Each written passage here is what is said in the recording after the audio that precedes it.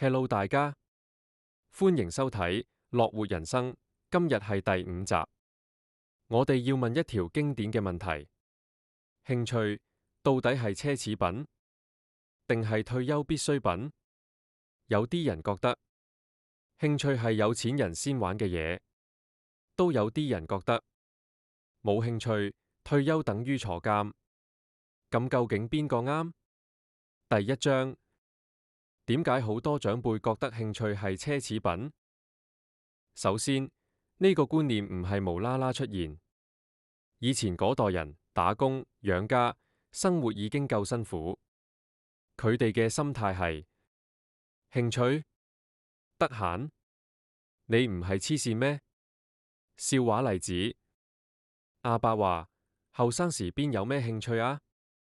我每日興趣就係加班，結果到退休，佢日日無所事事，阿嬸嬲到爆。你有冇興趣揾返個興趣？所以對好多長輩嚟講，興趣聽落真係有啲多餘。第二章，科學點睇興趣？根據哈佛大學成人發展研究長達75年嘅追蹤調查，發現一個驚人結果：有持續興趣同嗜好嘅長者，壽命平均長7至10年。點解？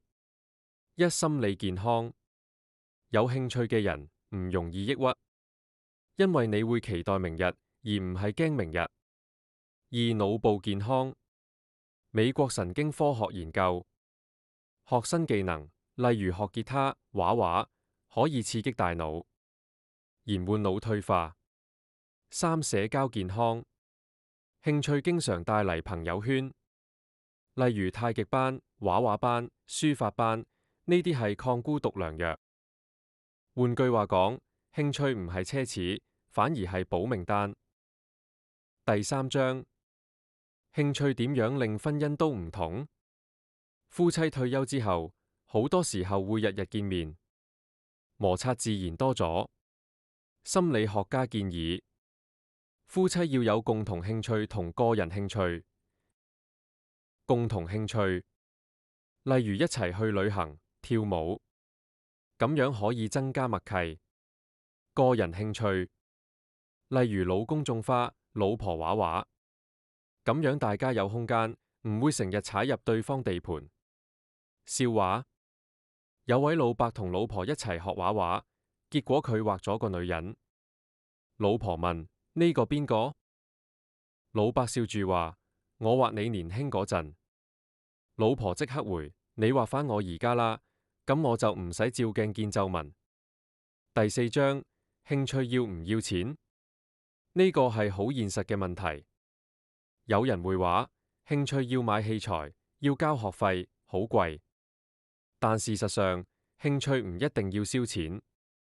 書法，一支筆，一沓紙；唱歌，YouTube免費伴奏；散步，公園免費開放。心理學專家強調，重點唔係幾貴，而係你係咪真心 enjoy。第五章，點樣揾到自己嘅興趣？唔少人話，退咗休想揾興趣，但唔知做乜好。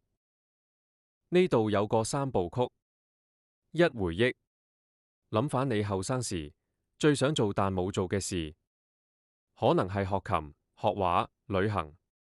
二、嘗試，唔使一次過就揀定，試多幾樣，試到邊樣令你心跳加速先。三、堅持，興趣需要時間培養，唔好見一步就放棄。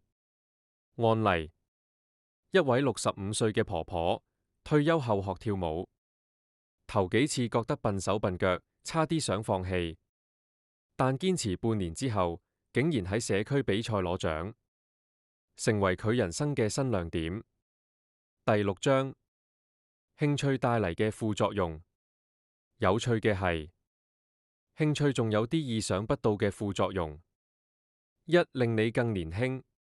研究顯示，有興趣嘅長者，外表普遍比實際年齡年輕5至10歲。二、令你更有話題。有啲老人一開口就講病藥。但有興趣嘅人可以講畫畫、旅行、攝影，朋友都鍾意聽。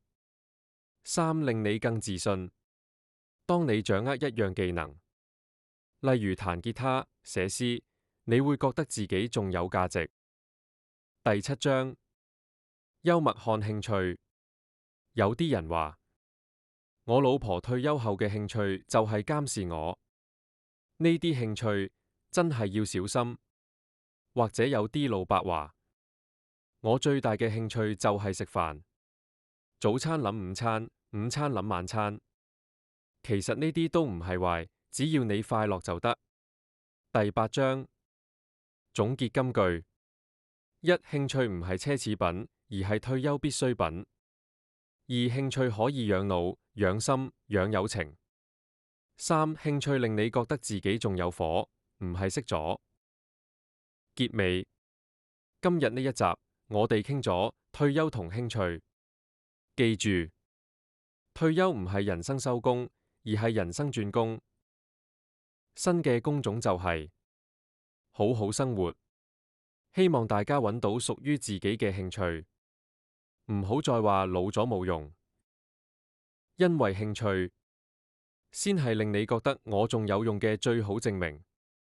今日就講到呢度啦，如果覺得有用，唔該俾個 like、subscribe， 冚埋個鐘仔，分享俾更多嘅朋友，咁都會令我更有動力繼續創作。多謝大家，我哋下次再見，拜。